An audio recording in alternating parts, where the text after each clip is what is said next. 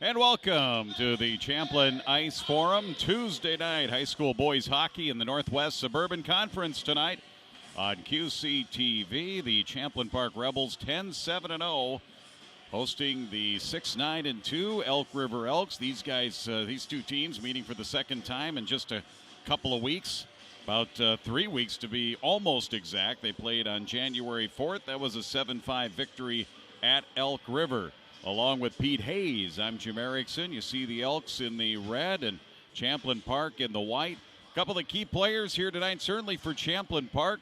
Pete, great to be with you again here tonight, by the way, Pete. But certainly when you look at the Rebels, you look at Brent Solomon and the numbers that he's putting up here, the Wisconsin recruit. Yeah, it's crazy. You know, you got to try to keep him off the board if you're Elk River, which is easier said than done. He has 25 goals, 15 assists, 40 points in 17 games. He's the real deal. Of course, Champlin Park's got a good offense with Solomon and Carlson up front. That means that man right there will have to be on his P's and Q's and have a big game here tonight. Team captain, goaltender Gavin Grenick here for Elk River. 2.59 goals against, a .927 save percentage. So he's seen a lot of shots and made a lot of saves here this season. He had 37 saves in that 7-5 loss against Champlin Park up at Elk River a few weeks ago on January 4th, and this game is underway. Look at the starting lineups. First of all, there, Ben Gustafson, head coach, 9th season for Elk River. Elk River in the red, Champlin Park in the white. Again, along with Pete Hayes, I'm Jim Erickson. And there is Brent Solomon with the puck, leading the team with 25 goals, 40 assists. And that carom will go all the way down the ice, rail back to get it for Champlin Park. Yeah, not a real surprise that Solomon let his first shot go, right? As soon as he got it on his stick, he took his shot. That kid will shoot from wherever he can get the puck. He had 2 goals, 2 assists in the win against Elk River back on January 4th. Perkins works it around. Rebels 10-7-0. They're 6-3-0 in the conference, tied for third with Blaine. Elks after it here. It's Tristan Creech. The Elks for Ben Gustafson is in his 9th year. A young team. Again, they went to state last year. Lost to eventual champion Edina in the quarterfinals 6-2 down at the X last March. Yeah, that was kind of a surprise, Jim, yeah, them going to state last year. And they're, like you said, they're really, really young this year. They had a good Bantam squad last year. So a bunch of sophomores on this team. Lost 10 seniors last year off of the state tournament team.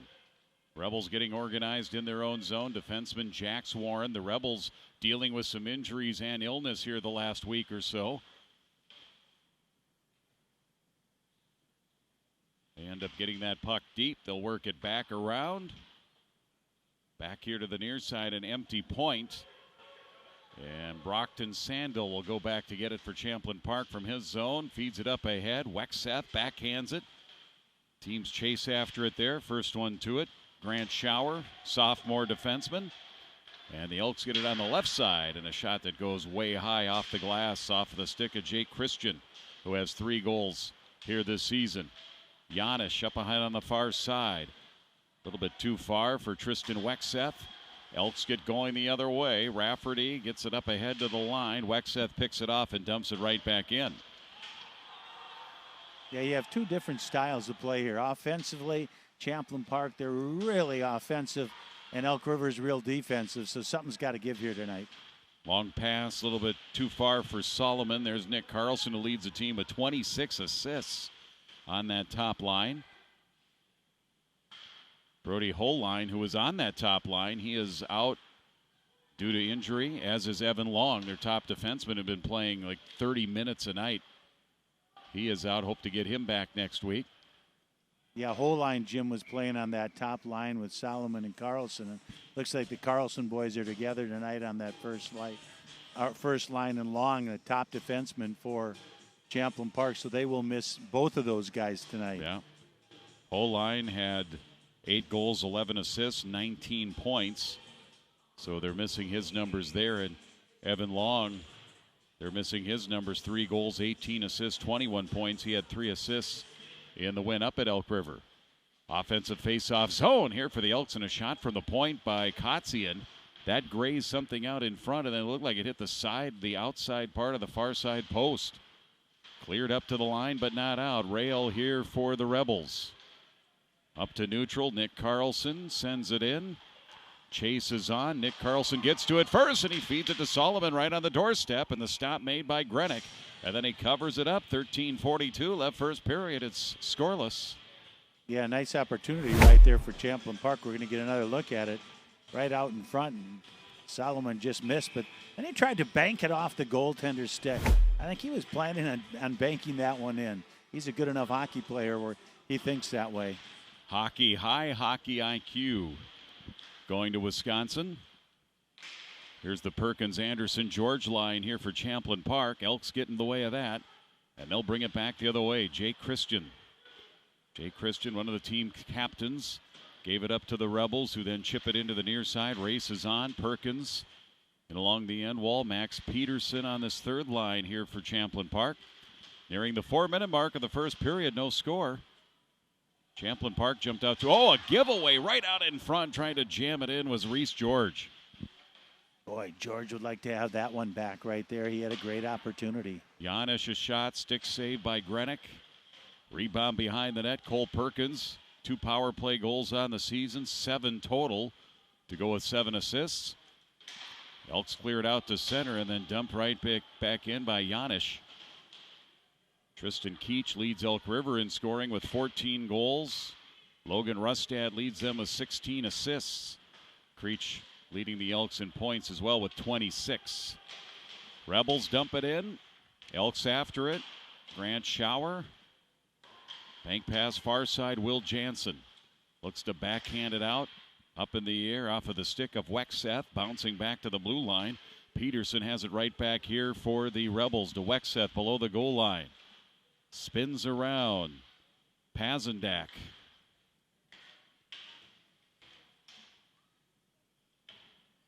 JB, go ahead. I'm sorry, Jim. This is that third line for Champlin Park, and you're going to see them buzzing. You know, they don't get a whole lot of ice time. They haven't played a whole lot of varsity, but they're going to be buzzing out there every chance they get. Elks backhanded out. Rebels throw it right back in. Peterson into the corner. Getting bumped around by Schauer. Warren holds into the blue line. Loose puck, Rafferty for the Elks. Down the right wing wall, Rustad. Rustad runs into Warren. They take it to the side of the net. Netminder is Tanner Wiley. 24 saves and getting the win up at Elk River. Furniture and Things Event Center. Dumped and swung around by the Rebels. Most of the offensive zone time has gone here to the Rebels. A lot of the action has been to our left here in the first period as Grenick stops play there with a glove. 11:20 left in the first. Elk River has a 6-9 record, but they've played the who's who of hockey in Minnesota. Roseau, Moorhead, EP, Edina, Grand Rapids, Holy Angels. So they're not afraid to play the big boys. Not at all. Puck gets tipped through neutral. Rebels pick it back up. Janish, that'll slide in once again on Grenick, and he'll play it safe. Grenick, we mentioned, 6-6-2 on the season, the goaltender for the Elks. 2.59 goals against, a .927 save percentage, and he does have 1 shutout on the season here for Elk River. That was a 6-0 win up at Brainerd against the Warriors. It was back on December 28th. Carlson back to set it up. Nick Carlson centering Luke Carlson and Brent Solomon tonight here for the Rebels. They throw it in. We get an icing, and we'll go back and join the Rebels goaltender, Tanner Wiley, who's 7-5-0 on the season on the other end. His goals against, 3.76 and an .863 save percentage. You know, when you have a goalie like Nolan Greenwich, you're going to be in every game. And come section time, that's really big. So Elk River's got to feel good about having the senior goaltender. Both teams here trying to trend upwards. Head coach Ben Gustafson of the Elks said they have been trending upwards as they get it out in front. A quick shot that was off a shin guard.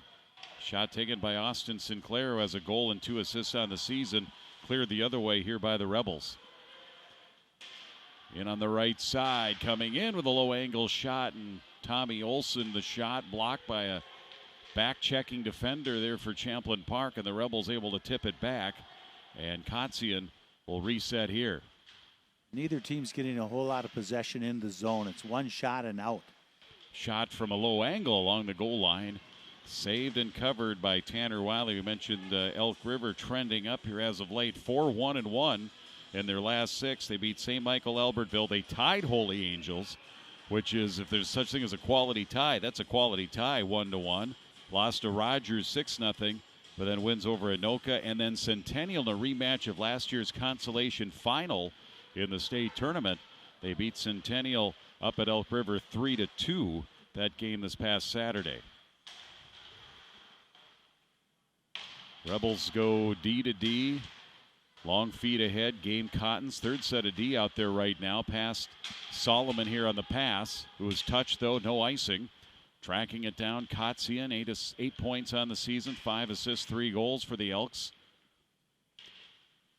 Elks have a red jersey here that I'm very familiar with. They're almost identical to the St. Cloud State Huskies red third jersey that they have. And similar font as well.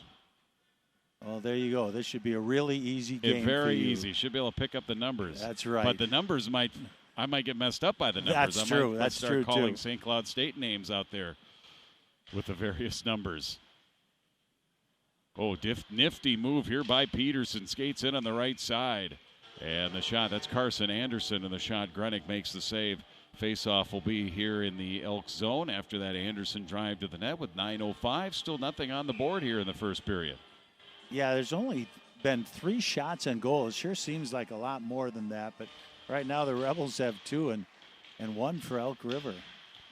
Elks trying to break out after the draw. Patra, who had a really good game against Champlin Park in that game earlier. 2 goals and an assist, had 3 points. Creech had 1 goal, 3 assists, a 4-point game, but again, they came up short 7-5. Up at their home rink, Elks go back to get it. Tracking it down is Patra.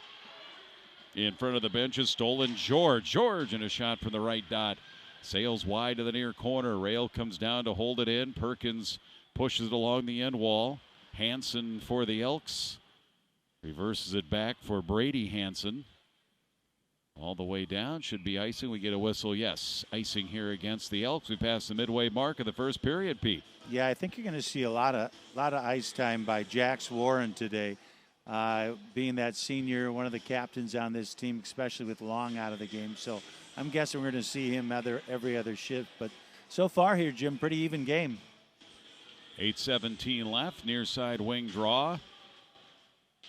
Tommy Olson in to take the draw against Peterson. And Olson pulls it back. Swung back around. Max Peterson gets to it first. Reverse over here to Pazendak. Shot all the way through. Saved by Grenick.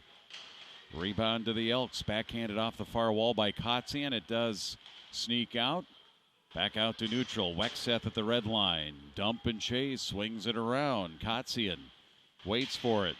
Helps it up to Jake Christian. Not yet out. Tommy Olson will. He'll push it up and out. Now into the zone. Far side is Christian with a shot. Bounces in. And Wiley fumbled a little bit. Then he finds it and covers it. Shots are 3-1 in favor of the Rebels. So not a lot of shots on goal here in the early going. And, of course, nothing on the board yet. Well, both goaltenders look strong. They've had some opportunities here, but just haven't hit the net. But both of them are taking the angles away, coming out, cutting down some angles, and look real strong on their feet. Face-off ends up into the corner. Brockton Sandell. Guys like Cal Oakley and Gabe Cottons and Brady Dvorak, because of the injuries and the illness that they've had, been called up and been playing a little more on the varsity, being called up from the JV. By the way, the JV game was a good tight one, 2-1 in favor of Elk River earlier tonight. The Elks from behind their net. Kotzian. Oh, he fanned on the breakout pass, and On the forecheck coming in was Luke Carlson, and it tipped in. Grenick was ready to poke it out of there. Yeah, that's not one of the guys you want to give the puck away to.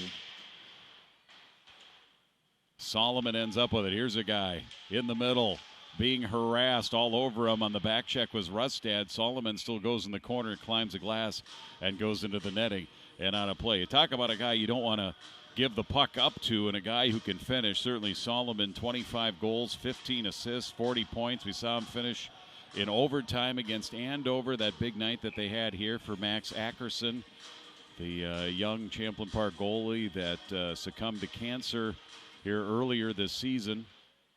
And early in December had that special night against Andover here, and Pete and I were both here for that. Yeah, that was really a special night. George goes back here. It's Reese George Jr. for Champlin Park. He got hit, upended on a nice little hip check there by Rafferty. Coughs up the puck right back into the Rebel zone. Champlin Park back to the Elk River end. Circling back, Rylan Hansen, one of those young sophomores. Hansen for Rafferty, another sophomore. Coach Gustafson was not making up when he said this is a young team and could be a team that could get hot later in the season when you're young, because when you're young, but by the time you get to middle January, past the midway point of January, you're not young anymore, are you? No, absolutely not. And coaches pretty much know who they're going to be playing this time of year, who's on that power play, who's on that penalty kill. And, you get 17 games under you, and you're not a freshman anymore, a sophomore.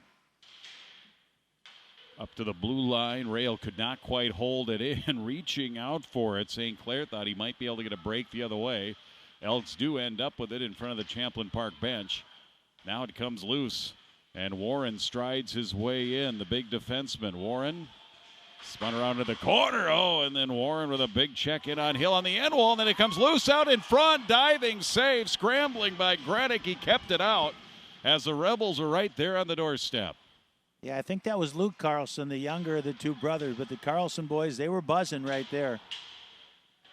And Grenick up to the task, able to keep it out. Shot from outside the circle by Carlson. That's Nick. Rebound behind the net. Helped around by Solomon. Back to Nick Carlson. Nick up high. Shot, stick save, up and out of play. 4:54 left first period. No score here between the Elks and the Rebels, playing for the second time here this season in the Northwest Suburban.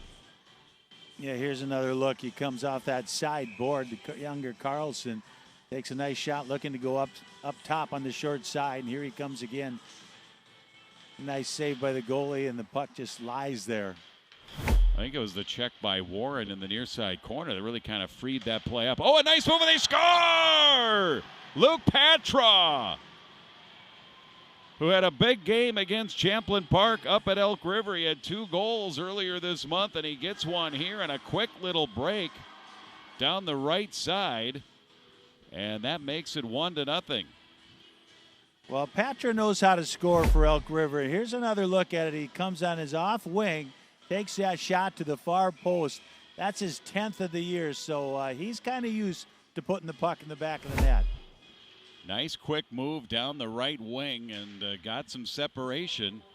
And he beats Wiley, and the Elk River Elks have taken a 1-0 lead. Again, they fell behind 3-0 on home ice in the first period against Champlin Park in a wild one. They come right back, and it's Rustad this time, back behind the net. Upended along the end wall on the check by Cole Perkins. Rebels go cross ice, back into the Elk River zone. And it's in offside by Cole Perkins. So 4:16 left of this first period. And again, Patra, as you mentioned, getting his 10th of the season. Yeah, that's a long ways to go, but a good start here by Elk River with 4 minutes left here in the first. But you got to remember, Champlin Park scores about 4.5 a game, so they're going to have to be on their toes. Always helps to get that first one, though. Absolutely.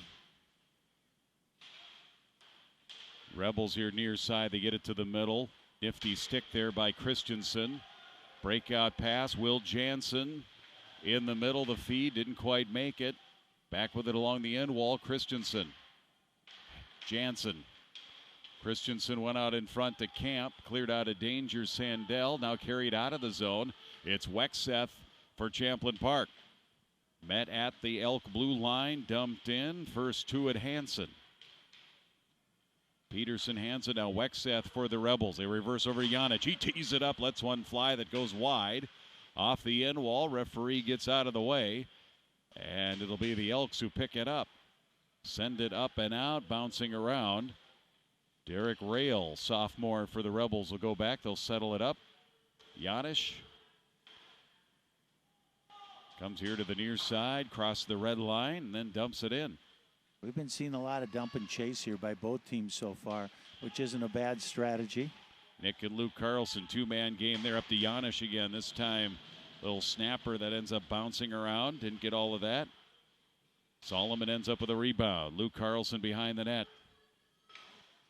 Luke's a sophomore. Nick is a senior. Max Peterson, another sophomore. He's a junior, centering the third line. Quick shot just wide of Grenick. That was ripped by Nick Carlson. Rebound, Solomon trying to wrap it around. Saved by Grenick. Bouncing back to Janich. Carlson again. Nick right up the slot. There's Rail's shot. And it was off the blocker, it appeared, of Grenick into the corner off the glass up to the point. Rail thrown right back in for Nick Carlson. Wonderful shift here for the Rebels. They've got the Elks pinned here. Long shift for them. They're getting tired. Then Wexeth came off the bench to join the play on the right side and fires it wide. That was Warren. Nick Carlson. To Luke. Solomon. Wow, such a long shift. It's a long change offensively here for Champlin Park, but they're changing. They've just got command of the puck right now. They really do. When that first line's out there, they really pick Rail. it up. Solomon backhand, and that was off of something out in front. Back out to Warren, but he lost the handle. Rail holds it in. My goodness, we got to be pushing about 2 minutes of zone time here at least. And Solomon is still out there. He's not coming out, and he backhand shovels it in on Grenick. And Grenick will hold on. What a push, what a charge there by Champlin Park. All of a sudden, they have 10 shots on goal. They have a 10-3 edge, but it's 1-0 Elk River. They probably have 5 of them right there, and then Solomon picks it up at the end of his 2-minute shift. It looked like he just stepped on the ice. Yes. That was a lot of defending for the Elks. They'll be able to get the full change here, 5 new players. Under 90 seconds left in the first period. Patrov for the Elks earlier this period, his 10th of the season. Warren slaps it off the end wall once again. Contons comes down along the end wall now here for the Rebels. Reese George looking to hold it in. Elks send it out. Warren will be the first to it. He'll be chased by Patrov. Minute left to go in the period. Warren. Long pass to Perkins. Perkins right onto the stick. Beautiful pass to George and a shot that goes wide. Then it takes that end wall carom to the side of the net. Grenick reaches to his left, covers up, and with 48.6 left, face off in the Elk zone. You know, I remember Jim coaching in here, and I'm seeing it tonight. The boards in here are really lively. You know, that puck comes off from behind, and there was almost an opportunity by Champlin where that puck came off that backboard right out in front. And these players know it. Yes. Centering pass, Solomon, quick shot. That got blocked. Shower got in the way of that. Elks fling it down. It's touched, so no icing. 35 seconds left. Janich into the corner. Flies in there along with Will Jansen for Elk River. Held in. Elks still have it. Jansen waiting for it. Tried to feed it back to Rafferty going to the net. It was behind him. Picked off Solomon. Solomon dances in. Scores! Solomon! Off of the crossbar, maybe the elbow of the pipe and crossbar and in. That ties the game at 1 with 15.4 left to go with Solomon taking it all the way. You know, Elk River's done a really good job of staying with Solomon in the zone, but he got a little bit of separation there and came in on his offside, and you knew he was shooting the puck, and which he should have done. Here's a look on that offside, got some separation, and he let it go up into that upper corner. Yeah, clearly in. The Elks thought it was off the post and didn't go in, but clearly on the rebound you can see that it was in. And we are tied at 1, a late goal at 16:45 here in the first period. Final 8 seconds. Solomon's 26th of the season. This one thrown wide of the net by Hansen. There's the horn, and that's the end of the first period. So the Elks took the 1-0 lead here on the road, but a late goal by Brett Solomon, tying the game at 1. Pete, what do you think of the first period? Well, I'll tell you, both teams up and down the ice. The shots sure changed on one shift. It's 11-3 right now in favor of the Rebels, but exciting first period, not a whistles. Racehorse hockey up and down the ice. 1-1, all tied after 1 here on QCTV. More after this. Elk River and Champlin Park all tied up through 1.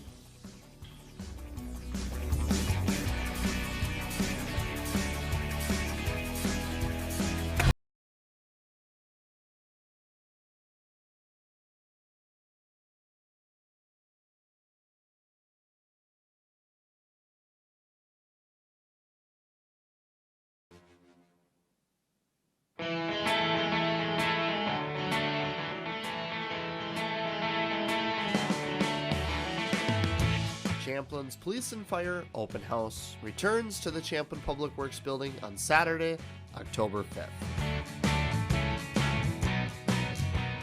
Featuring demonstrations from the Anoka Champlin Fire Department, as well as the Champlin Police Department, this free event will take place from 11 a.m.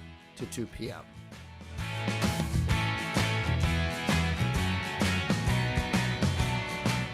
Great for the entire family, this community event will feature emergency vehicles, canine units, drone demonstrations, and much more. For a full list of events, be sure to follow the City of Champlin on Facebook or Champlin's website.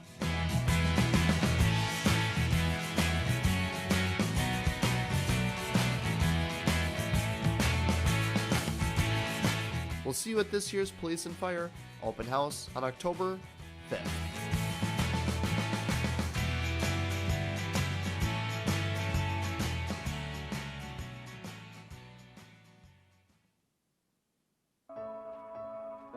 Where would I go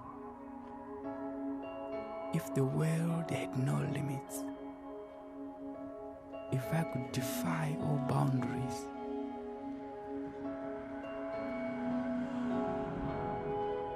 If I could ride the wind? Where would it take me? If all roads were open to me? Where would I go if I could fly? If I were free to move.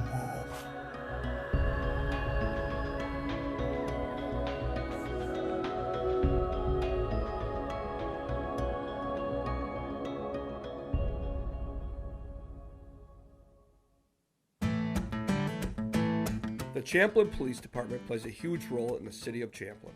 From keeping our streets safe to hosting community events, we sure love our police here in Champlin. Yeah, I did grow up in Champlin. I've lived here since I was 3 years old. Parents used to live off of French Lake Road, and then we moved where we're currently, my dad still lives in town. Grew up here, went to all the schools here, went to back when Champlin Elementary was still an elementary school. Went there for a couple years. Then when Oxbow first opened up, went to Oxbow for my elementary years, went to Jackson, went to Champlin Park. So I'm a hometown kid, and I'm really excited to come back here. Today I was lucky to sit down with Officer Anthony Mortensen at Willie McCoy's. That sounds interesting. We both are getting burgers. I'm getting the jalapeno cream cheeseburger, a favorite of mine, and Anthony is ordering the firecracker burger. All right, I'm here with Officer Mortensen of the Champlin Police Department. How you doing? Good, how are you? Good. Glad you Thank you could for join me for lunch here at Willie McCoy's. Thank you for having me. Yeah, we got a beautiful day out here on the patio. It's gorgeous out. I can't complain. I think Minnesota summers are here. For sure. Yeah. I don't mind this the warmth. Yeah. What is your role with the Champlin Police Department? How long you been with Champlin? So I've been with Champlin for about a year and a half now, getting close to 2 at the end of the year. But before that, I was as an officer in the city of Osseo for 16 years. So I've been doing this for a little bit of time. Other than that, my primary role is right now I'm currently assigned to the patrol division and just working day shift. All right, so it's my understanding this fall you got a big, new, exciting position you'll be starting. Can you tell us Say a that. little bit about that? Yeah, new position. Give me the new school liaison or school resource officer over at Jackson Middle School. Looking forward to it. Nice to do a little bit of a change. Being a cop for 16 years in Osseo, I was just pushing a car around. There wasn't much advancement, so being able to do something different is exciting for me. So I'm looking forward to doing that. All right, well, that's exciting news and an exciting new position for you, and great for our community and the Jackson community and our elementary schools over there to have you in our schools. I have a daughter in 7th grade this year at Jackson, so Keep I'm an sure. eye out for. Yeah, exactly. Yeah. Well, I know as mayor, and I know our community and my colleagues on the council are so thankful for everything the Champlin Police does for our community. You guys do an absolutely excellent job keeping our community safe. One thing I really love is your community engagement that you guys do. So on behalf of the entire city of Champlin, I just want to thank you guys and everything you do, the Champlin Police Department, for keeping this community such a great community to have a family and to raise kids and to work or play or whatever folks are doing here. You guys do an excellent job, and we're real appreciative of you guys. And as mayor, 100% I support you guys. And We appreciate everything that. you do. It's always nice to hear. So thank you very much. And thank you to Willie McCoy's for hosting today's lunch. They are a great lunch and dinner spot every day of the week. Summer is here and the patio is open, so stop by Willie McCoy's today.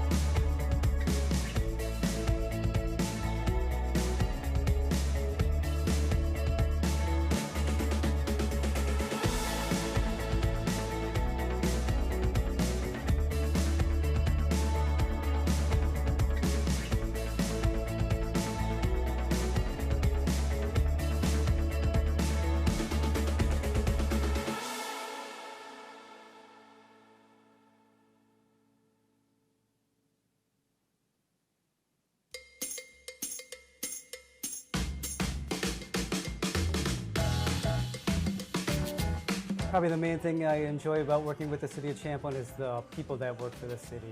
Burritos and the Father Hennepin Festival. It just doesn't get much better than that.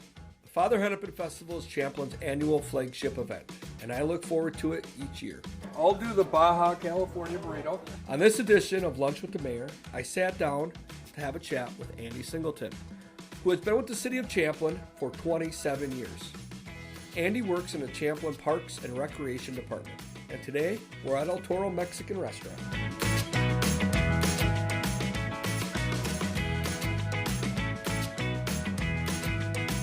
So, Andy, I've known you a long time. You're probably one of the first employees I've ever known at City Hall. So you deal with a lot of the stuff in the Parks Department. Can you tell us a little bit what your job incorporates? It incorporates a lot of different aspects, but I guess my main focus is on adult athletics and community events. I deal with the warming houses as well. So, been here so many years, I've had my hands in. I used to be doing senior activities, I did a lot of youth activities. So it's a wide variety, but right now focus is mainly on adults. So. All right, so one of my personal favorites, Father Hennepin Day, is coming here rather soon, next month in June. What is new about Father Hennepin this year? New this year, we're actually expanding 4 days. So it's going to kick off Thursday night. We have a great kickoff event going on. We have Anderson Daniels performing. This is kind of like a kickoff for the summer, kickoff for the Thursday summer concerts. but especially for Father Hennepin. The carnival rides will also be open. And what they've done, they set up a special wristband special. So from 5 o'clock to 10 o'clock p.m., you can get a $30 wristband where it's unlimited rides. And so we've had this on Sunday from noon to 5, and that'll still happen, but we've expanded it a second day for the unlimited wristband.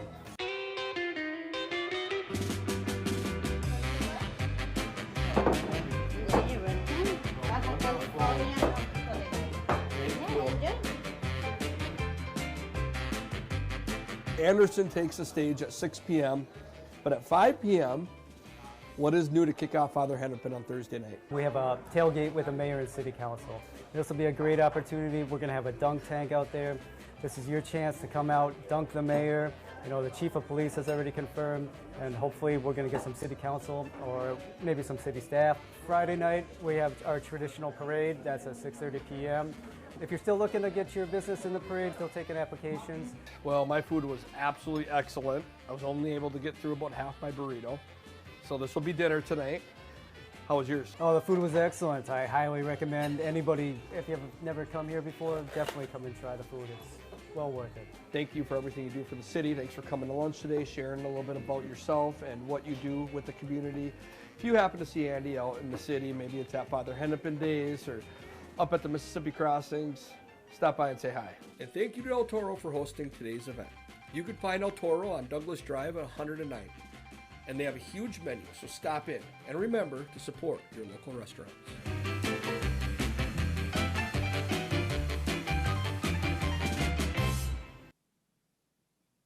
I'm Chinese. I am Russian. I am East African. I'm Canadian.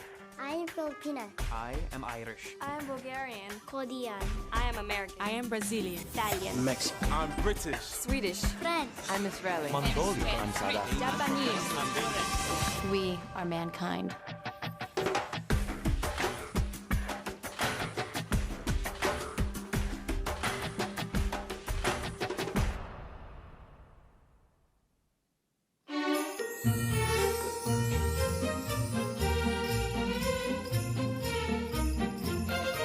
Cold weather can be frightful, but the winter events that Champlin has planned are certainly delightful.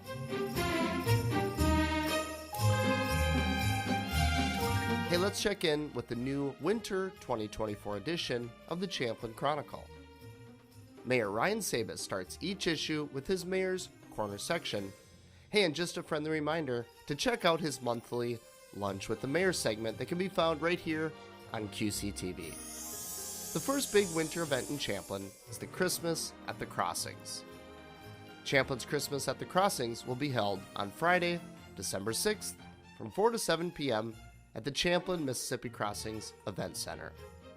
For the full list of events, check out Champlin's Facebook page, and you can also check in on this edition of the Champlin Chronicle. The Frostbite 500 Trout Ice Fishing Contest returns on February 8th. The event runs from 8 to 11 a.m. Get ready to register for this annual event on January 7th. Registration will be open at 10 a.m. on Champlin's website. Hey, if you're looking to get out and get some fresh air, Expedition Yeti returns on January 30th. Stay tuned to Champlin's website and its social media pages for info on this family-friendly event coming soon. All this and much more can be found in the brand new edition of the Champlin Chronicle. For coverage on upcoming Champlin events, be sure to stay tuned to QCTV.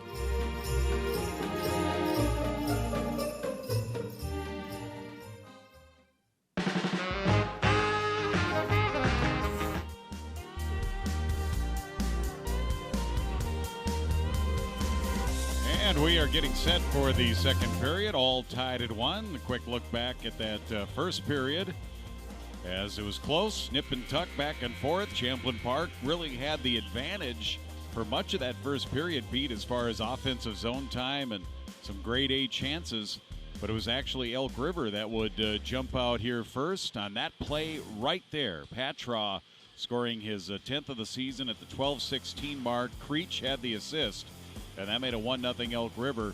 And then there was that long offensive zone time and pressure that the Rebels put on, and then with just 15 seconds left, here comes Solomon.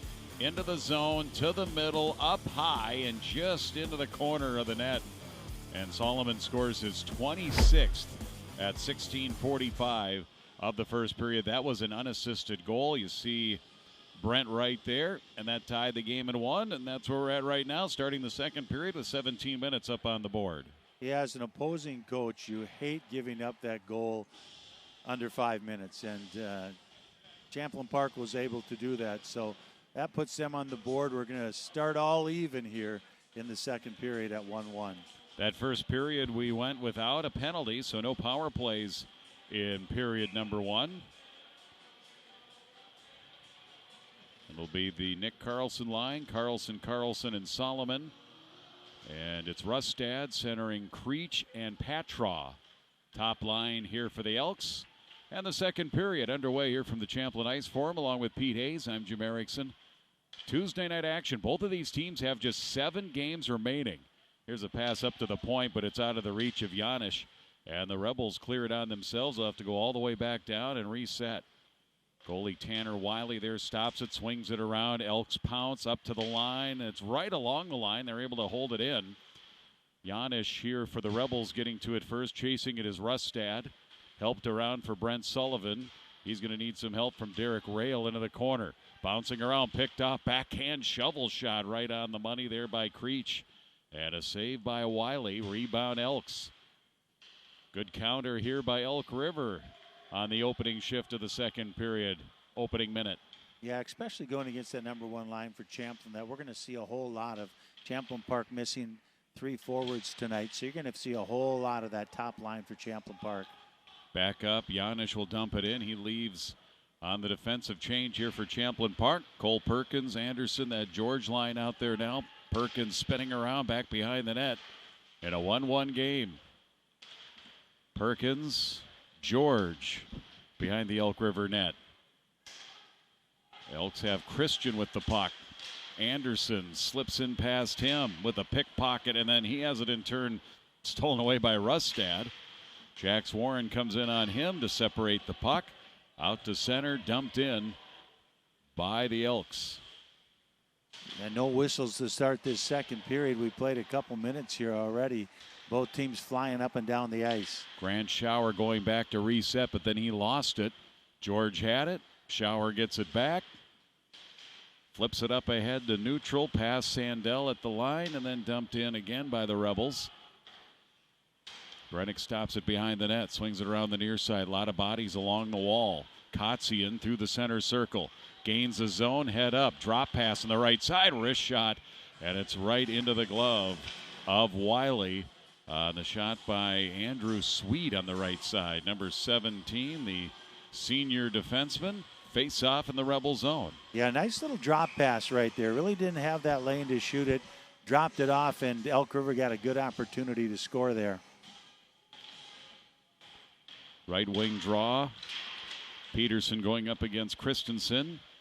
Battle in the corner. Christensen gets his stick in there.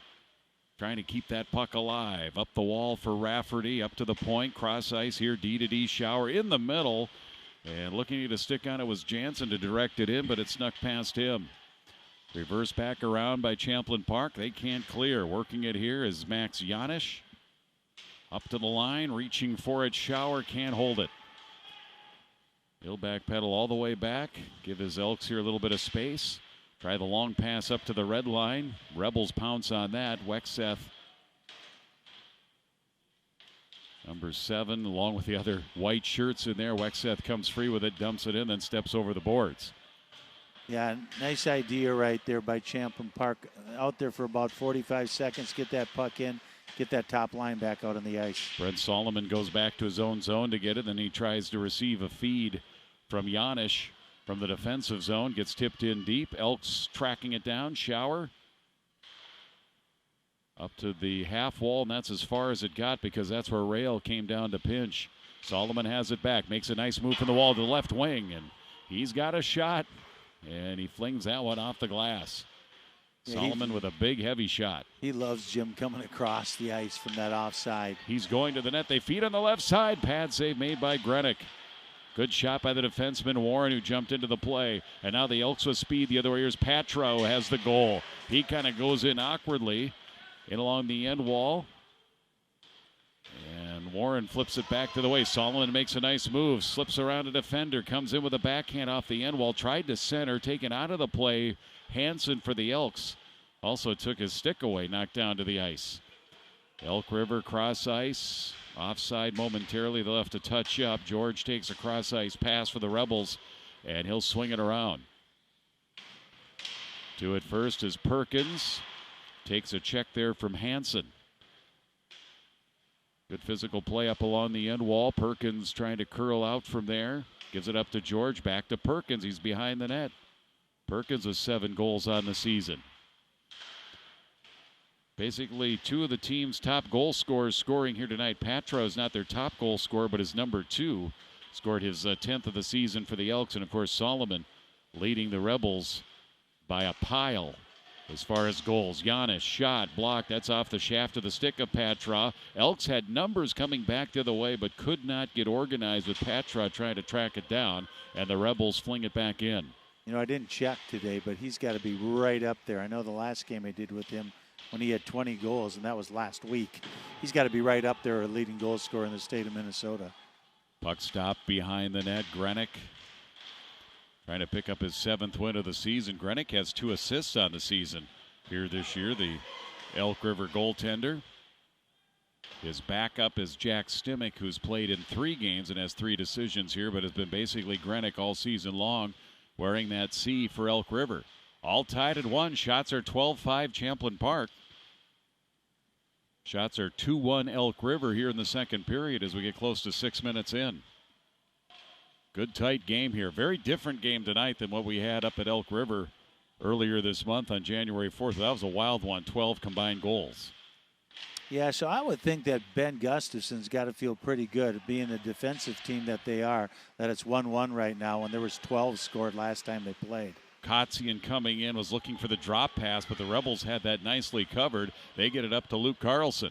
Carlson bears down on the backhand on that left wing. Spins it around up ahead. Peterson couldn't get it. And the shot, and it's flagged down. Warren let one fly, and it's speared by the glove of Grenick. Face off in the Elk River zone. I'll tell you what, the big defenseman for Champlin Park, Warren, he's a nice player. I'm a college coach or a junior coach. He's a guy that I'm looking at because he's got size. He can shoot the puck. And here's another look at him coming across into the middle there and getting a shot on goal or just missing the goal. Face off to the right of Grenick. Back up to the point. Rail a shot off the stick of Grenick up high into there in the corner. Held in by George behind the net. They look to center. Anderson to Perkins. He was tied up. And the Elks come up with a loose puck. Rustad, 16 assists coming in, leading the Elks into that category. They get it up to the point. Hill waiting for it there. Lost the handle. Anderson taps it the other way. 3-on-3 at neutral. Bounced in for George, and that's going to be icing. Now, in college or pros, that would not have been icing because George won the battle, won the race there to the dot. But hybrid icing has yet to come to high school hockey, so it's icing here on Champlin Park. How do you like that, Jim? The hybrid icing? Yes. I think that was excellent. I think when college went to that, obviously the pros went to it. They went from touch-up icing to that, which, of course, touch-up was seen as too dangerous. College went from the automatic icing to the hybrid icing. And I would imagine that maybe high school would go to that eventually. I would think they will. Because it's proven to be pretty safe. As the Elks on a turnover right in the slot, and the shot gets knocked down off a leg. Creech was in a good spot there up in the high slot. Solomon brings it back for the Rebels for Carlson. The Carlson boys going to the net. And it's steered away, cleared out. It'll be on net. Stopped by Wiley here for Champlin Park. Rebels get it to Rail. Up for Nick Carlson. He's got Luke Carlson trailing him here to the near corner with Solomon along the end wall. Rail at the point. And Nick Carlson goes cross ice. Warren backs his way to the wall. Shot in. Grenick save. Grenick does a nice job managing those rebounds as well. Gets a face-off here in his zone. Tied at 1. We're in the second period. 9:26 remaining. Yeah, it's just flying along here. Not a lot of whistles here in the second period. Both these goalies, they like to pass the puck. They've had a few opportunities to headman the puck, and they both do a nice job of it. That's kind of fun. Junior centerman Max Peterson in to take the draw. Junior Tommy Olson on the other side here for the Elks. Olson a goal and assist. Peterson 3 goals, 3 assists on the season. Face-off won by Elk River. Near wing, Westberg. Through center, Warren to it. Helps it over to Wexeth. Up to the point, held in sweet here for the Elks. Nearing 9 minutes left here in the middle period. Wexeth gets to the blue line, chipped in, chases on. Speeding in there is Pazendak to get to it first. Comes away with it behind the net, looking to center. Elks covering nicely, forces him wide, and Elk River picks off the puck. Westberg for the Elks down the near side, bumped by Sandell. Still with the puck, centers it out in front, and getting a stick on it, directing it through, but wide was Tommy Olson. Good attack there by the Elks. Shot from the far side wall. Again, Olson in position for a redirect on the shot by Westberg. I think we're seeing a little more sustained offensive zone time this period for Elk River than maybe what we saw in the first period, Pete. Yeah, not a whole lot of dump and chase from now. Now they're trying to take the puck in the zone. As they say that, they try to dump it in, and it gets knocked down. First one to it, Sandell had a couple assists against Elk River earlier this month. Anderson for the Rebels. Corner to corner to Jax Warren, who's put in a lot of minutes. He's kind of gobbling up some of the minutes at Evan Long, who's injured and out. Evan Long talking to Coach Tom Potter in his 8th season as the bench boss here at Champlin Park. Evan Long had been averaging about 30 minutes a game. Yeah, he's a nice player. A lot of assists, moves the puck really well, skates well. I really like him for Champlin Park, so they're missing him tonight. Yeah. And Brody Holline as well. Past the midway mark of the game, 7:45 remaining second period. 1-1 score. Cross ice, Christian comes in on a bouncing puck. Janisch gets in the way of that. Trailing the play, St. Clair. Behind the net, he needs to deal with Cottons. And it'll be the Elks looking up ice on the far side. Gabe Cottons, third set of D all the way down. It misses. Icing here on Champlin Park. Let's take a look at the standings in the Northwest Suburban Conference. I think both of these teams are in the upper half. Oh, this is the year that they've been building for over at Rogers, and they have a really nice team. Had a chance to see them earlier, and Maple Grove, they're coming on right now, and Blaine has come from nowhere. Had a good Bantam team last year, and man, they're playing well right now. And Andover, after a slow start, they've started to kind of right the ship a little bit, haven't they, Pete? Yeah, that section better watch out because they played a lot of tough teams, and they're starting to win some hockey games now. Getting close to that time. What are we, the 21st of January? We're about a month away from section playoffs. Yeah, I would say 8 games for each team, and we're about there. Yeah. After tonight, each team has 7 games remaining, and that's it. Luke Carlson finds Solomon. Nick Carlson trailing, and it trickles in on Grenick. And he's really a cool, calm, and collected goalie. I think that's one of the things that you really like about a goalie. He's a senior, Gavin Grenick. He was their goaltender for the state tournament team last year, and he's got a whole lot of experience, and he shows it in between the pipes. Well, I'll tell you what, you play in front of 17,000 people down at the X, and you get that way. They played Edina. Of course, sad news earlier today. Longtime Edina head coach, legendary head coach Willard Eichela, passing away at the age of 92. There's a shot from Luke Carlson. Up off the stick of Grenick, back behind the net. Back to Nick Carlson. Rebels had that one shift. In fact, it was more than one shift because they were changing on the fly in a shot that bounces through and wide by Rail. They were making the long change in the offensive zone while they were maintaining the possession against the Elks back in the first period. It's really something to see, but credit to Grenick and the Elks. They did not give up a goal on that series. Rail, cross ice, Warren. That is blocked. Picked off, pushed ahead by Creech. He's going to send it in for Patra. He gets to it. Then he centers it back out in front for Rustad, but he kind of fanned on it. And the puck ends up wide of the net, carried the other way. Nice check by Patra. That pulls the puck away from a Rebel and then thrown back in by Elk River. Well, Elk River has the matchup they want right now. They have their number one line out there against the number one line for Champlin Park. Getting a few switches right now, but that's what they need to happen. This is Reese George. Lost the handle at the blue line. Pushed ahead Elk River. Down the near wing, Westberg. Warren trailing him. Westberg behind the net. Still with it. Keeps it alive. Anderson for the Rebels clears this. They're going to say it could have been touched there at neutral. Elk River player pulled his stick away. He didn't touch it, it appeared, but he pulled it away. They said no icing on that. Ruling by the linesman. Back up out to center. Sandell backhands it wide of the net. Under 5 left second period. Same score here as we had at the end of the first period. No scoring in the second.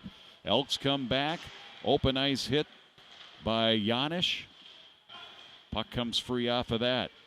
Sandell, 1-on-3. Had it blocked. Kotzian was trailing the play. Ends up with it. It comes from behind his net. Kotzian sidesteps. Dipsy-doos lost it. And Anderson gets a push from Wetzek. Anderson all the way. Backhand goes wide. Grenick did a nice job, and he throws it right back out in front. Redirected. Pazendak sends it wide off the redirect. Yeah, this line, they buzz. You know, and I was saying that they're young kids who haven't played, but I've seen them play before. That Pazendak, he really goes. And Max Peterson had the break chance, but I tell you what, Grenick really came out to the top of his blue paint in the crease and really challenged Anderson. As a shot from way out, Janisch is into the midsection and breadbasket. Let's take a look at that replay and that breakaway here by Peterson. I think I said Anderson's Peterson. I love it when a kid has confidence enough, Jim, to go to that backhand, which he did. He just didn't shoot it real well with that backhand. But I love it when they do it. It's a lost art. It is a lost art. Well, with the curve on the stick now, it's a little harder. Right? Yes. I mean, you see guys lift it all the time, but I don't know if a younger age group, they have a little more struggle lifting the puck and controlling it as much with the amount of curve that they have here in the last 20 years. I don't know if you could curve wood like that back in the day. Well, I used to try, where you put it in the bathtub and steam it out of the stove or whatever way you could get it to go. And I think it would be illegal right now, but there is no backhand with that stick. Carlson along the end wall. Nearing 3 minutes left to go, second period. Nick Carlson comes away with it, sends it up the middle. Nobody home. Warren going back, having to deal with Christian. And Warren able to outmaneuver him. He's one of the captains here for Champlin Park. Cottons. It's Nick Carlson in the middle for George. George down the slot. Lost it. Got it back behind the net. Up high rail. Warren with a one-time shot that hits the end wall. That one bangs along the end wall. Nick Carlson rebounding it and backhanding it back below the goal line. Warren gets to it, waits, and then sends it right back in with Carson Anderson waiting for it in the corner. George.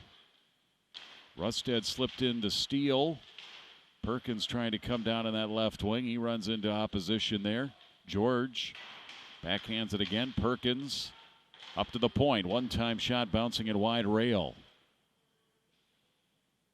Jax Warren seems like he's like double. He's like double shifting. I was just going to say that. He's skating with Sandal and rail, and he's out there.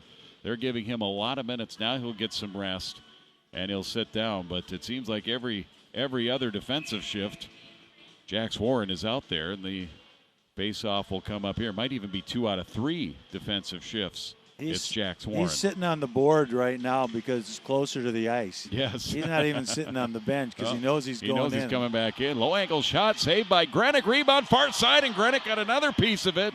And another shot that hits traffic. That time it was Sandell.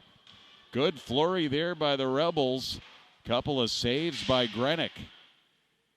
Under 2 left to go. Pazendak.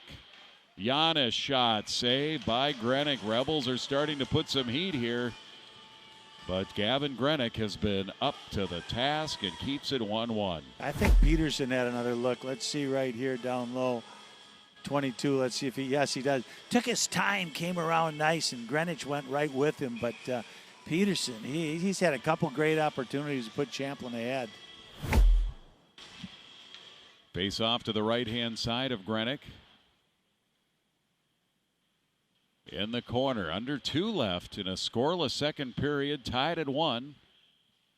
Patroff for Elk River is 10th, and Solomon for Champlin Park is 26th back in the first period, and that has been the scoring here tonight. Well, Elk River's done a nice job keeping the handcuffs right now on 2 for Champlin Park. Cleared out, Warren spins around, dumps it right back in. Grenick playing in his 15th game, stopped it there. Forecheck, Carlson intercepts. The shot by Luke goes wide, and it comes back out in front quickly by Solomon, trying to catch Grenick napping, but he's ready with 1:10 left. I think he heard me. All of a sudden, you take the handcuffs off that kid, he's going to put it in the back of the net, and here he came around those lively boards and almost put the puck in the back of the net. He tried from that angle. I think he was trying to put it off of Grenick's back or his side and then into the net. Yeah, Grenick able to keep it out, cover up. Another face-off this time in the right wing. And a good win here off of the draw by Champlin Park. 1 minute left to go, second period. This is the critical juncture here. Remember, it was the final minute with 15 seconds left that Champlin Park scored their goal. Both teams, you got to be wary in that final minute. Anderson has it. Centering pass redirected by George just wide. Rebound behind the Elk net. Up to Warren. Outside the circle, here's his wrist shot that goes wide on the short side. Janisch holds it in. And here comes that late period push and charge by the Rebels. Tried to shovel it out in front. It's off a skate. Elk's having a hard time clearing, and that's created some chances here for Champlin Park. Now they do get it out to center. Onto the stick of Christian. Forced wide here in the near wing. Drop pass, nobody home. Champlin Park intercepts Anderson. George finds it. He's got Solomon into the zone that's offside. Solomon was a couple of strides early with 9.4 left to go in the second period. Yeah, that George line looking good for Champlin Park. Shots on goal, 21-5. I'm not sure what we went into that period with, Jim. It was 11-3. Yeah, so it's 10-2 Champlin Park this period. Yeah, they've been putting on a little bit of heat right now. Near wing draw at the dot. Final 3 seconds. And we are going to go to the third period, all tied at 1. So no scoring here in the second period. Shots 21-5 up on the scoreboard. And we'll go to the third, all tied at 1. Pete, your quickie analysis here of the second period. Well, Champlin Park had their feet moving, a much more possession inside the zone, but all it takes is one breakdown and you're behind 2-1. So it's going to be an exciting third period. 1-1 our score here on QCTV Sports.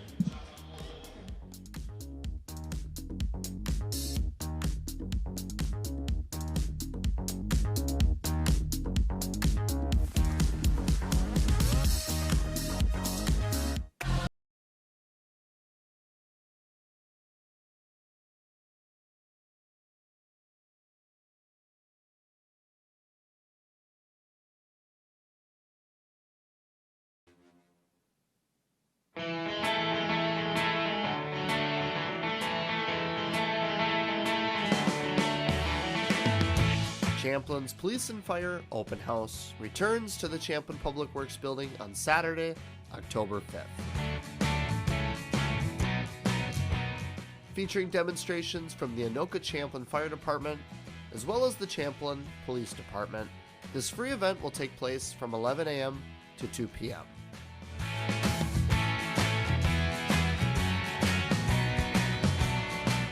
Great for the entire family, this community event will feature emergency vehicles, canine units, drone demonstrations, and much more.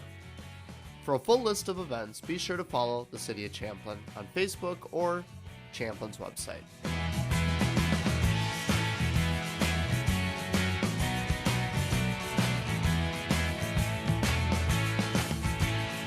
We'll see you at this year's Police and Fire Open House on October 5th.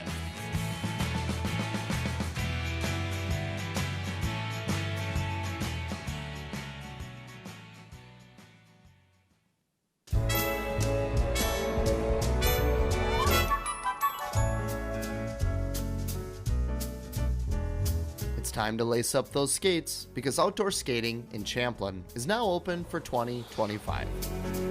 That's right, outdoor rinks and warming houses are now open, weather permitting. Lights for the warming houses will turn on at dusk. But hey, let's rewind for just a second, just to see how Champlin Public Works creates the ice for these rinks. First off, the trucks drive out.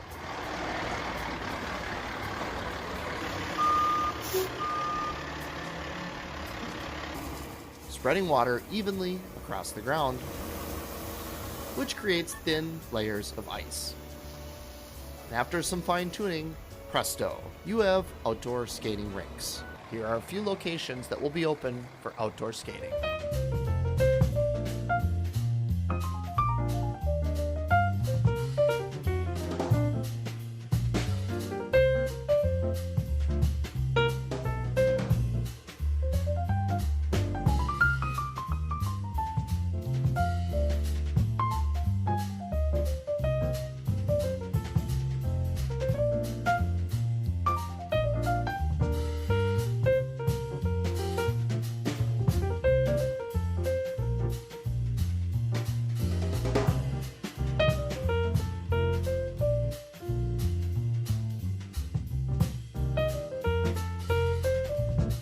For the full list of outdoor rinks, weather updates, and hours of operation, be sure to follow the City of Champlin on social media as well as their website.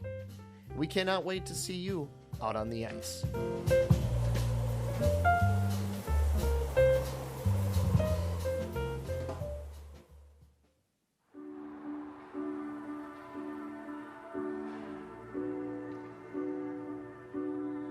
Yeah, we started off pretty strong. We're getting to a gauntlet of our schedule right here. A lot of tough teams coming up. A couple bumps in the road. We're trying to figure some things out right now, but I think when we do, we're going to be pretty scary. You know, we have team goals, making it to the X, that's the big one, but we're kind of just taking it day by day, working on what we need to work on, and the small things are just what we're going to focus on right now. A lot of guys have a lot of pregame rituals, and one of them is just we find somewhere to eat, whether it's Pancheros by the school, Chick-fil-A, Chipotle, or Jersey Mike's. We're always hanging out outside of the rink.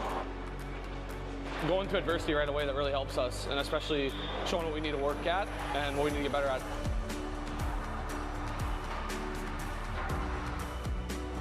With the tragedy with what happened with Max, it kind of just brings a team and the community together. I mean, it's kind of hard not to bring it together, but we've kind of built a brotherhood now that we're all together and we're going to do this for Max. And for me, the seasons, I'm not doing it for myself. I'm doing it for the team and Max and his parents, and really just the team's just having fun this year playing for him. It just meant so much. To see both communities come out and support Max, it was really special.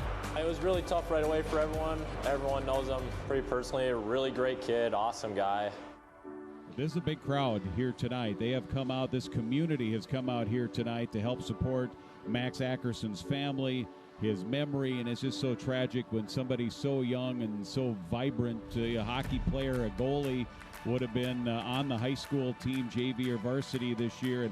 And Pete, it's just so tragic when life is taken so young. Yeah, that's for sure, Jim, and it really is neat to see all the people from Champlin Park and the support that they're giving to Max's family, his teammates, his friends, aunts, uncles, everything. So it's really cool to see Champlin doing this for him.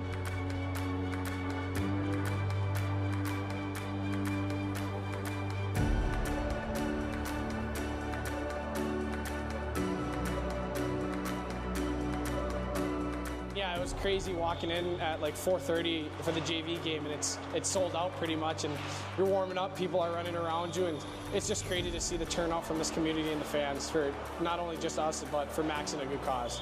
To me, it means showing up to the rink every day and having the love that he did for the game. I mean, he was an amazing kid, and we all just want to devote this season to him and show as much respect and love for him and his family as we can. That game meant a lot to us as a community, as a city, and just our team as a whole. That one really showed what we were capable of and what we can do.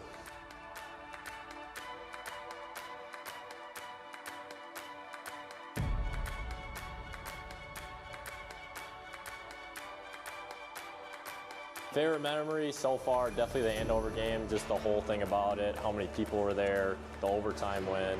I think second to that would be our bus ride to Hermantown is right up there. What happened on that? I don't know, just a lot of goofing around going on. We got some goofy kids on our team. Yeah, I would say, well, the Max game for sure. Just seeing both communities and that. And then the bus ride up to Hermantown was just so much fun. All the guys loved that. Just hanging out with the guys in the locker room, like a bunch of us stay after for like hours just to hang out and just be around the guys. And bus rides home after wins are obviously fun, and you're looking forward to those. So those are probably my favorite memories besides the big bus trip to Hermantown and the Andover game, obviously.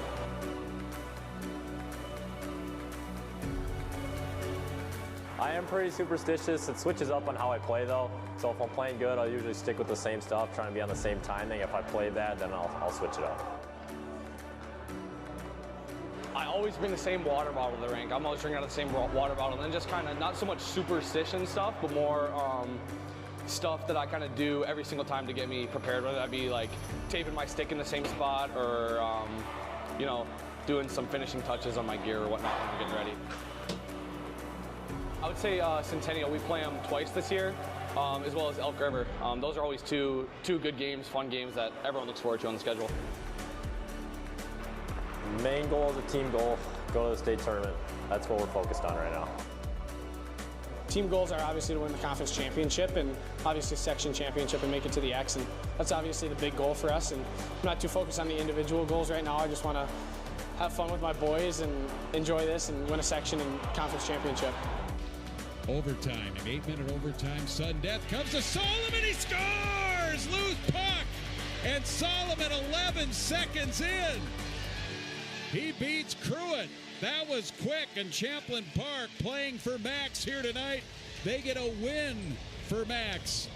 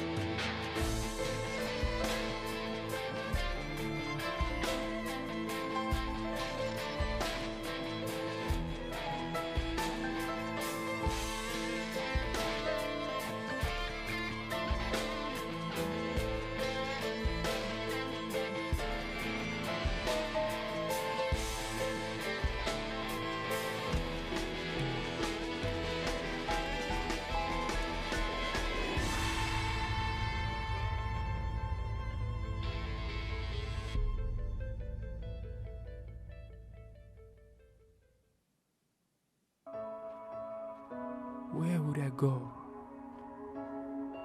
if the world had no limits? If I could defy all boundaries?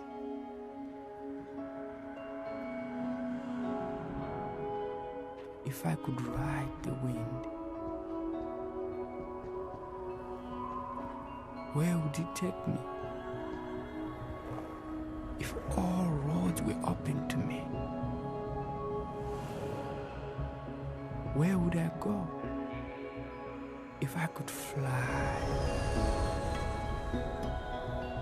If I were free to move.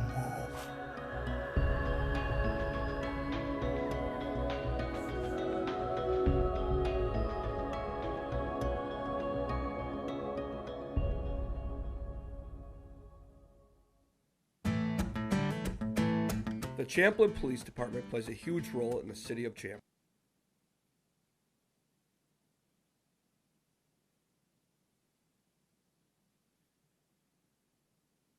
From keeping our streets safe to hosting community events, we sure love our police here in Champlin. Yeah, I did grow up in Champlin. I've lived here since I was 3 years old.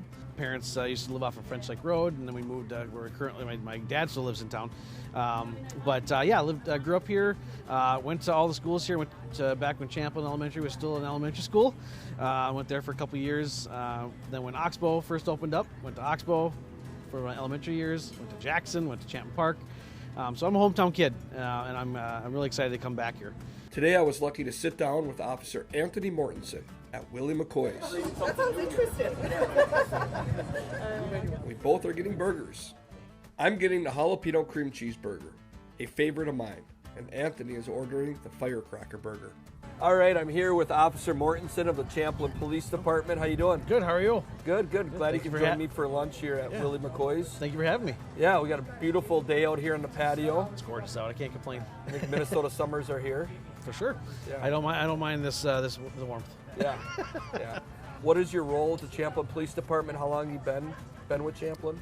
So I've been with Champlin for about a year and a half now, getting close to 2 at the end of the year. But before that, I was as an officer in the city of Osseo for 16 years. So I've been doing this for a little bit of time.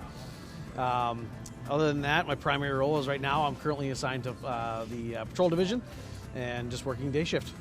All right, so it's my understanding this fall you got a big, new, exciting position you'll be starting. Can you tell us a little bit about that? New position. Give me the new school liaison or school resource officer over at Jackson Middle School. Looking forward to it. Nice to do a little bit of a change. Being a cop for 16 years in Osseo, I was just pushing a car around. There wasn't much advancement, so being able to do something different is exciting for me. So I'm looking forward to doing that. All right, well, that's exciting news and an exciting new position for you, and great for our community and the Jackson community and our elementary schools over there to have you in our schools. I have a daughter in 7th grade this year at Jackson, so Keep I'm an eye out for. Yeah, exactly. Yeah. Well, I know as mayor and I know our community and my colleagues on the council are so thankful for everything the Champlin Police does for our community. You guys do an absolutely excellent job keeping our community safe. One thing I really love is your community engagement that you guys do. So on behalf of the entire city of Champlin, I just want to thank you guys and everything you do, the Champlin Police Department, for keeping this community such a great community to have a family and to raise kids and to work or play or whatever folks are doing here. You guys do an excellent job, and we're real appreciative of you guys. And as mayor, 100% I support you guys. And we appreciate everything that. you do. It's always nice to hear. So thank you very much. And thank you to Willie McCoy's for hosting today's lunch. They are a great lunch and dinner spot every day of the week. Summer is here, and the patio is open, so stop by Willie McCoy's today. I'm Chinese. We are waiting for the teams to come back out on the ice. It's the second intermission. That means the third period just moments away. All tied at 1 here at the Champlin Ice Forum. The Elks and the Rebels in their second meeting here this season. Highlights from the second period, Pete. No scoring. We had some action, some good hits. You see some physical play. Teams did a nice job in the neutral zone, getting physical. Elks had a couple of looks here, but really it was Champlin Park. When you look at the stats, they outshot Elk River 10-2. So that gives you an indication that Champlin Park had the puck a little bit more in that second period, more possession, more offensive zone time. But again, you see there Grenick keeping him off the board. Yeah, he's a real nice goalie, and the thing I really like about Elk River is their defensive posture. I mean, they always have 2 in front of the net, clearing them out so their goalie can see. They got a couple up top to block shots.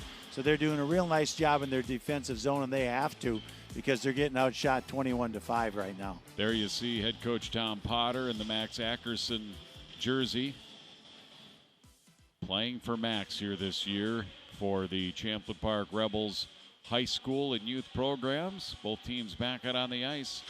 Quick scoring summary, all of our goals in the first period.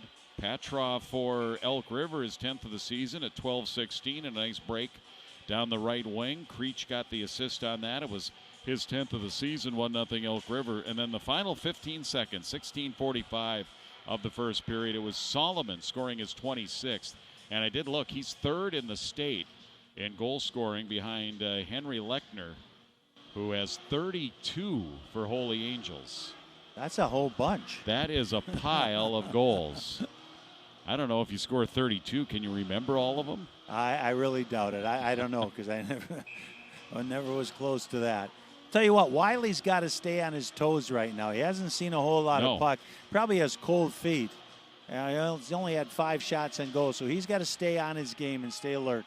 Face-offs through 2 periods, 22-8 in favor of Champlin Park. Make that 23-8 as they win the opening face-off here, and we're underway in the third period. Puck out at neutral, picked off here by the Elks. Down that left wing side is Rustad. He's forced wide into the corner. Nice job defensively by Derek Rail. Out to neutral. It's Sweet for Elk River. Wiley controlling it back behind the net. Tips it into the corner. Rustad had it. Nick Carlson from behind his net. Opening minute here in the third period. 1-1 score. Carlson to the middle. A shot wide of Rennick. Up to Carlson. This is Nick Carlson with a shot. I said Rennick. St. Cloud. That was a St. Cloud State goaltender, David Rennick, a few years ago.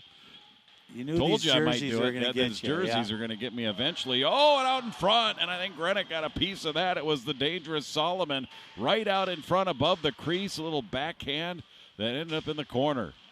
Then it comes back to Carlson off the glove of Grenick, and Luke Carlson came close, and Grenick able to clear it out of that blue paint, and he got some help from a teammate, and now it's up and out of the zone. Yeah, the young Carlson had a great opportunity there for Champlin Park.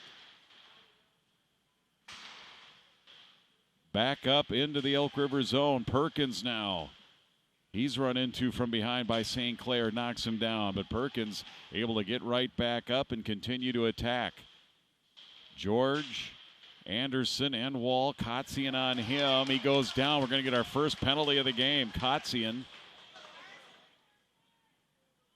is going to go to the box. It'll be a penalty here on Elk River, and it'll be a power play here for Champlin Park. Well, I think that was a good call right here. But here's a first chance for Champlin Park as they were rallying around the puck and around the goalkeeper. Then here they come again, and another great opportunity. I think it's hard to tell if Grenick got a piece of that or not. He certainly lunged at it, and Solomon was really tight. It's hard to believe Sullivan didn't get that on net. Well, good opportunity right here for Champlin Park to take the lead with their power play. So Kotzian 2 minutes for tripping. Power play here for Champlin Park. Their power play 32.6%. Golden opportunity for them here to break the 1-1 tie. Solomon, wrist shot blocked. Going down is Rustad to block the shot. All tied at 1 here. Minute 25 left in the power play. Perkins takes it up the wall.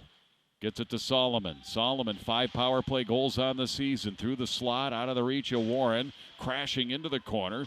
Elks Christensen there to battle for it. Up to Solomon, who's now at the point. Floats to the middle to Nick Carlson. He sneaks in, and a shot from the right wing. Blocked by traffic out in front. Warren has it again. Cross ice, Nick Carlson. Back into the middle for Perkins. They score! Cole Perkins in the middle, and he beats Grenick. Power play goal for Champlin Park, and they have their first lead of the game. Nice job by Perkins getting himself some position in front of the net. Got it on his stick, and he buried it. Nobody picked him up in front of the net. Puts it in the back of the net. Champlin Park takes a 2-1 lead. Perkins, his 8th of the season, his 3rd power play goal. And that makes it a 3-2 score.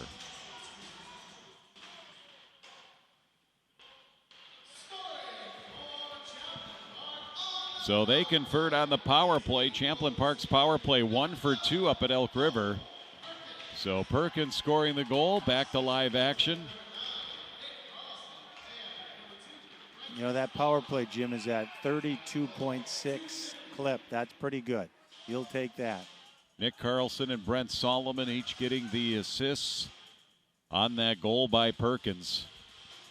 Yeah, 32.6. That's pretty much 1 out of every 3 power play chances you're scoring. Yeah, that's pretty good. And they got the players, and I'm sure that Long is one of the guys that was usually on that, and they don't have him tonight. 13:43 left in the first period.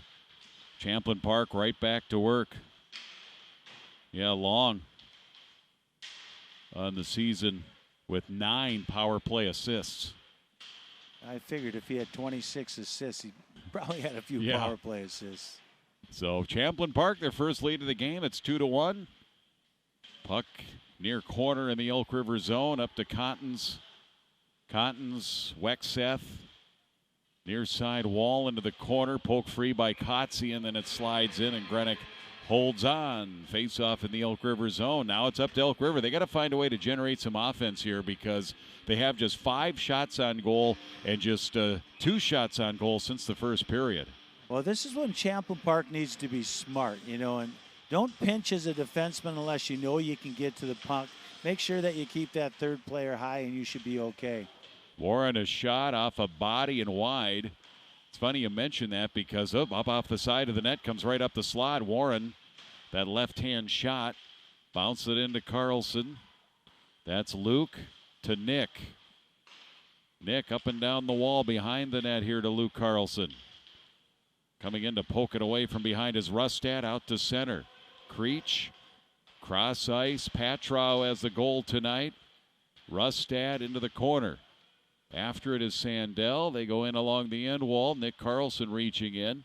Coach Tom Potter mentioned that to me before the game, that they were looking to do less pinching and being a little more, taking less risks defensively and trying not to be so offensive on the defensive end of things, preventing some of the other things that were going. As they had given up some soft goals early on in games here as of late, and they'd been falling behind, and that had been hurting them.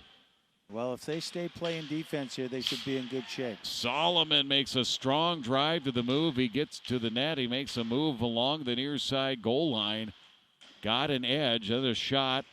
That's off a skate or a pad as the Rebels now put some heat on. Nice little move here by Anderson. Up to Warren at the near side point. Up straight away. Sandell. Right side shot. Wide off the end wall. Rebound Elks. Hansen goes down. Penalty coming up on Champlin Park. Extra attacker, and the Rebels will touch it. So the Elks now will get their first power play chance of the night. And on the power play, they'll have an opportunity to tie it back up. Well, here's another look at it right here. Back behind. It just got that stick blade on that skate. Yeah, a little can opener there. Yeah. So you're going to have to make that call, especially since you made one very similar to that against Elk River. Carson Anderson, 2 minutes tripping. The Elk River power play coming in 19.4%, although they were 2 for 2, a perfect 2 for 2 against Champlin Park up at Elk River earlier this month. So the Elks on the power play, they win the draw. Cross ice to Patrow to the far side. One-time shot, Creech. Saved by Wiley.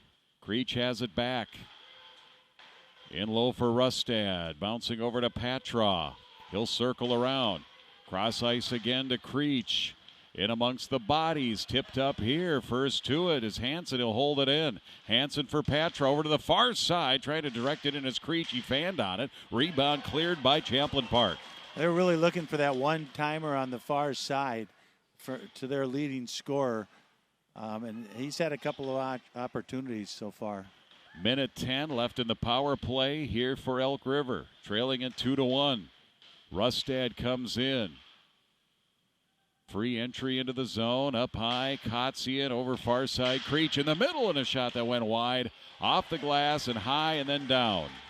Pretty good play there by the Elks. They opened it up and able to move it around and got a good look up top. Well, they're running an umbrella with that one guy up top, so Champlin Park needs to adjust and run that diamond against them to make sure that they can get out to him. Rebels being aggressive at the blue line, but it's held into the zone. Christensen near side, 33 seconds remaining in the Elk River power play. For Kotzian, a shot, traffic out in front, grabbed by Nick Carlson, cleared down the ice. This is where you got to watch out too, Jim, because Solomon just got off the ice. He scored a few shorties this year. It'll be the Elks waiting the other way. Couple of shorthanded goals on the season for Solomon. He's got their only 2 shorthanded goals. Elks dump it in. Wiley aggressively playing it, and it swings all the way back down. And that's going to be it for the power play with 2 seconds remaining. So a key penalty kill here for Champlin Park. Their penalty kill 74.5%. Anderson out of the box, and he's got it, and a shot saved by Grenick. Oh, the puck came right to him. He went to the net.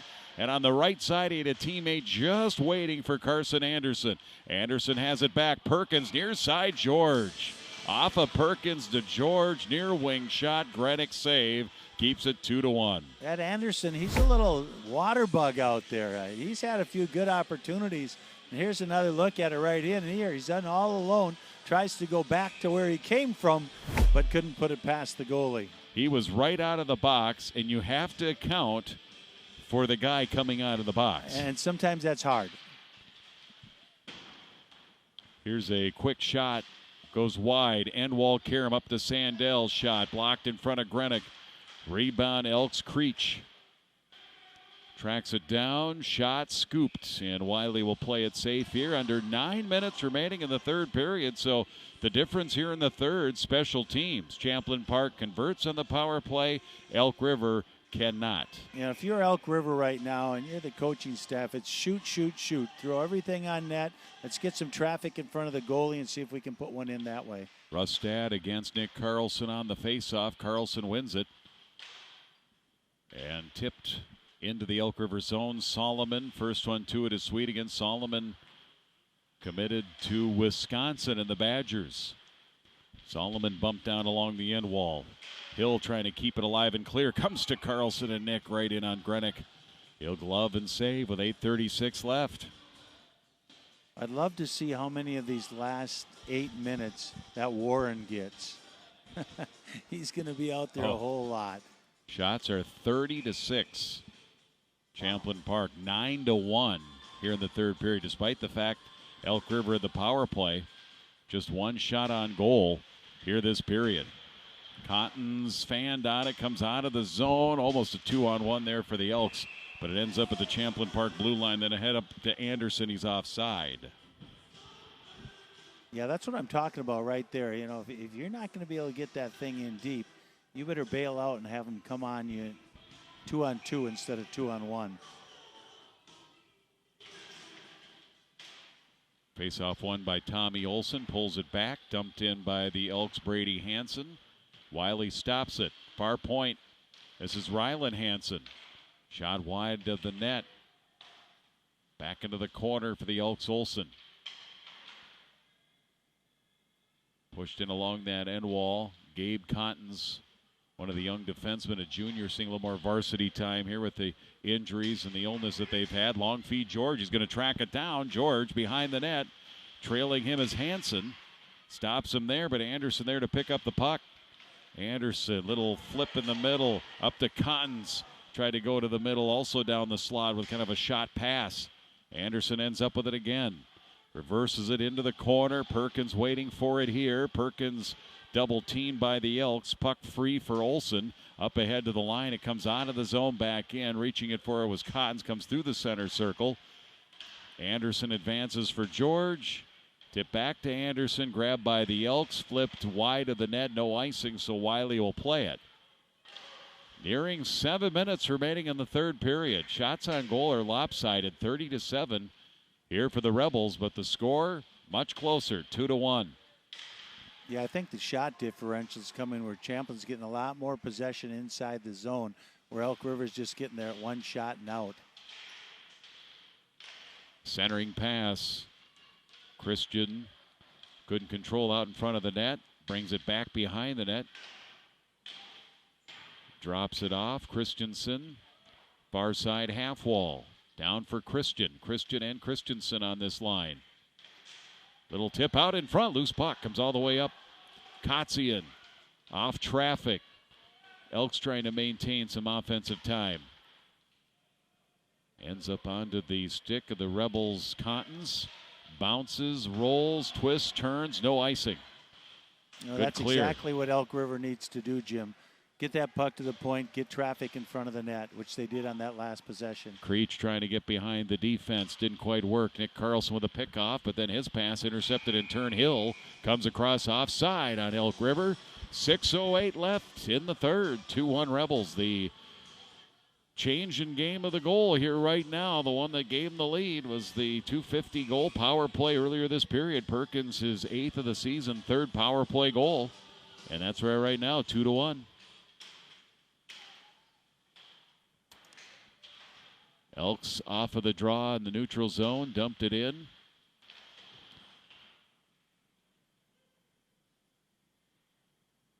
Nick Carlson up for Solomon. Solomon pushes it along the near side. He got twisted, turned by Sweet, grabbed and dumped.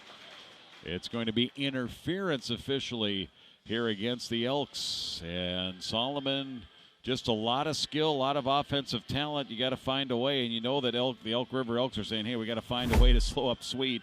This time they were slowing him up, but they got him caught there for interference. Yeah, he probably didn't have to do it, but I'll tell you what, speed kills, and he thought he was the last defender. He did have somebody else back to cover up, so he grabbed on, and good call by the officials.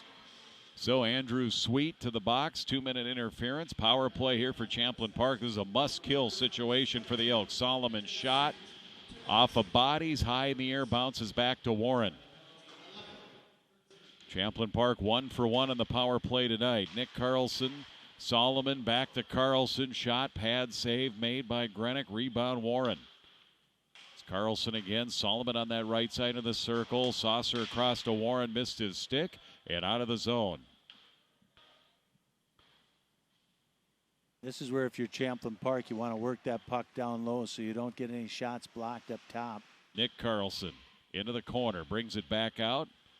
Hands it off to Warren. Back to Nick. Loads up a wrist shot. Save made by Grenick. Rebound. The Elks get to it, clear it down. Well, Grenick has done a really nice job in controlling most of the rebounds. He didn't do a great job on that one, but had a defender there to clear. You can see why his save percentage is nearly .930 entering tonight. Warren facilitates here through the neutral zone. Gives it up to Solomon. Down for Peterson along the end wall. Wins the puck battle there. In low. Solomon with a shot. Grenick got a body on it. Back up high, Anderson. In the middle, it's Carlson. Swooping in behind him is Solomon. Tap for Anderson. 33 seconds left in the power play. Like we mentioned, the Elks need a kill here to keep it 2-1. Shot wide by the Rebels. Elks get to it, send it all the way down. Yeah, nice job by Elk River killing off this penalty. From behind his own net, getting started, Max Janisch. 13 seconds left in their man advantage. Pazendak swings it around. That sneaks around Grenick, far side. Players waiting for it. Ends up to Anderson. Carson Anderson. Straight away, Janisch. Out of the box is Sweet. They're back at full strength. Shot blocker save. Rebound. Reaching for it and covering up is Grenick. Yeah, look how far out Grenick is, Jim. Oh, yeah. He's really coming out challenging. He's a nice-looking keeper. Very aggressive, just as Champlin Park got it in on Grenick. Sweet was coming out of the box. The big power play and penalty kill here for the Elks. Yeah, nice job there by the big goalkeeper for Elk River, coming out and challenging on that one. Nearing 3.5 left in the third period. Elks come up with a loose puck. Christian to center. Patra up to Rustad, but he went the lateral just a little bit there. And that creating timing problems there at the blue line. It's offside on the Elks with 3:27 remaining. Yeah, you don't have that many opportunities with only 3.5 minutes left. You don't want to be going offside, but it was just a hair offside. So good call. Rustad against Nick Carlson, won by the Rebels. They've dominated in the face-off circle and on the dots here tonight. It was 22-8 entering the third period in favor of Champlin Park in that category and that stat. Solomon got spun off the puck, gets right back to it, then it ends up to Patra. They come across onside this time. Patra, Kotzian back to Patra. That shot ends up getting blocked by Champlin Park. Solomon the other way to the blue line, shovels it and reverses to the near corner. Under 3 now left. Flipped out a play by the Elks. Face off in the Elk River zone. Yeah, nice job by Solomon right there. Elk River had 3 people back. It was a good idea for him just to dump that puck into the corner. When you're a close game like this, you're playing with the lead. You got to make smart decisions with the lead. Yeah, absolutely. And so instead of shooting that puck from a bad angle there, he just dumped it in the corner and killed some more time. Carson Anderson floats in to win the faceoff behind the net. Pazendak. Champlin Park coming off a 4-0 win over Robbinsdale Armstrong. A 6-1 loss to Maple Grove last Thursday. They were a little short-handed. I think Coach Potter said they only had 7 players for one of their practices that week leading up to the Maple Grove game. Rebels cross ice. They've got the puck. Pazendak flip to the far corner. Race for it there. Hansen. Rebels also maybe shortening the shifts here a little bit, keeping everybody fresh. Feet up to center. Spinning around St. Clair. Dumped in. Stopped by Wiley. We are nearing 2 minutes left. We'll keep an eye here on Grenick. This one ends up deep in the Elk River zone, back behind Grenick. Shower trying to get to it first, needing to deal with Anderson. Anderson comes away with it here for Champlin Park. Up to the point, Sandell. Near point, Warren.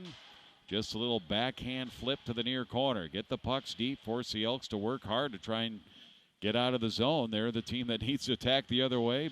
Pete, down by 1. Yeah, absolutely. Champlin doing a great job of it, getting it down low, cycling the puck down low, and keeping it down there. Solomon off of his stick. Long feed here. Rustad's got it. Speed. He gets some separation. Never really got the shot off. Then it's up into the air, and Creech able to hit it out of midair towards the net, but wide. And then Patra with a shot. Net is empty here for Elk River with 1:15 left. So they have the extra attacker, and they did get the puck in tight. Nick Carlson ends up with it, sends it towards the open net, and a hand pass here just shy of the Elk River blue line. Whistle it down. That'll bring the face-off into the zone. That'll also bring Grenick back out off the bench and into the net. Boy, what a great play by Jax Warren right there. Big, strong defenseman, long reach. He might have been the only one that was able to run him down right there, but great defensive play to alter that shot. Let's take a look at the upcoming schedules here. As we mentioned, both teams just 7 games remaining after tonight. Season starting to wind down. Rebels' upcoming schedule. Got a couple of non-conference games there. You know, Alexandria is always a very good Class A team. Made several trips to the state tournament here the last decade or so. They're on the schedule. February 8th, you see a Forest Lake there for Champlin Park. Totino's got a nice team this year, along with Blaine, so a couple of tough ones coming up. And for Elk River, they've got the St. Cloud Crush on the schedule coming up in a week. All of the other games in conference here in the Northwest Suburban Conference for the Elk River Elks. And our upcoming broadcast schedule. Good variety of sports yet to come. A little wrestling. Champlin Park and Coon Rapids and Anoka. That's always fun. That's a triangular. A triangular. Mm-hmm. Todd Springer's got him going over there at Anoka this year. It's like he usually does. Catch all the action here on QCTV on our YouTube as well. Archived for later viewing. 1:08 remaining. So the draw in the Elk River zone. The hand pass. Timeout Elk River. That means goalie has to come back out. Grenick face off to his left-hand side right off of the draw. They get it. Good set play there to Solomon. But he whistles it wide and then up and out of play. We have exactly a minute left to go here in regulation. Rebels 2, Elks 1. Another face-off in the Elk River zone. And the longer that the Rebels keep it in the Elk River zone, the longer the Elks have to wait to try and get Grenick back out of there for the extra attacker. Well, I'll tell you, these draws are important, and Carlson won the last one. Here's another face-off. That is won by the Rebels. They've been doing that regularly here tonight. Elks bang it out, but then right back in by Janisch. And it's on net. Grenick the save. Elks long feed, icing. Oh, good idea. You got to take chances here down by 1, and it almost connected to Rustad. But when a pass like that doesn't connect, oftentimes it results in icing and will come back. Well, one of the coaches, I'm not sure who it is over there for Champlin, he's not happy with Warren that he didn't throw that puck down deep. Instead, he threw it cross ice, and it almost cost him. Yeah. So get that puck in deep. You don't need to score another goal. They've been doing a pretty good job of that all night long. Yeah, they sure have. Janisch from the far point swings it back around. Clock is not a friend. Here are the Elks right now, down by 1, 30 seconds remaining. Helped around by Patra in front of the benches, but again, getting to it first is Champlin Park. Elks unable to get going the other way to pull their goalie. See if they do here. Kotzian. Long cross ice. Nice move at the line by Rustad. In the middle, there goes Grenick. Up in the air, still into the zone. 6-on-5 right now, but we have under 10 seconds left. Elks have it. Rustad 3 seconds. Time for one more shot to the net. Blockered away at the drop pass to Creech. And the save of the horn by Wiley. And Champlin Park sweeps the season series from the Elk River Elks. And they get the win here tonight by a final score of 2-1, Pete. Yeah, totally different game than the last time they played each other, where Champlin Park won 7-5. 2-1 tonight. The difference was a power play goal by Champlin Park, but good goaltending on both ends and a fun game to watch. Shots on goal finished 35-8 in tonight's game in favor of Champlin Park. And the other big difference, power play. Champlin Park able to convert on one of their 2 power play chances. The Elks went 0 for 1, and the difference in the game was the power play goal here in the third period by Perkins. 2:50 in, ends up being a 2-1 final here for the Rebels. Rebels improved to 11-7-0.